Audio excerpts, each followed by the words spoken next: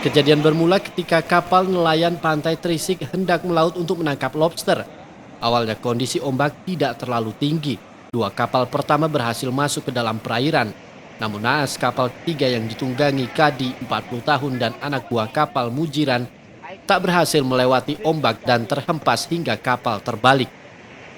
Anggota Sarlinmas yang sedang berada di lokasi kejadian dibantu warga langsung melakukan pertolongan dan mengevakuasi korban. Sampainya di daratan, satu nelayan langsung dilarikan ke rumah sakit terdekat untuk mendapatkan perawatan medis.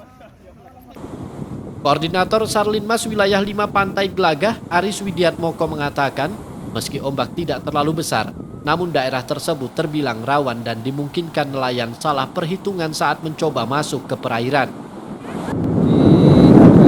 Nelayan di Tasik yang itu atas nama kami dan Mujiran, alhamdulillah dapat diselamatkan.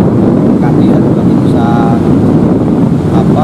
menyelamatkan diri dengan berenang, tapi yang Mujiran karena berenang kelelahan, kemudian kita evakuasi oleh anggota, kemudian sampai daratan dibawa ke Puskesmas Galur 2. Kalau untuk gelombangnya sendiri saat ini gimana Mas? Gelombang untuk saat ini prediksi dari BMKG itu 1 hingga 2 meter, tapi pas kejadian itu ombak tinggi menurut saksi mata, jadi ombaknya beriringan.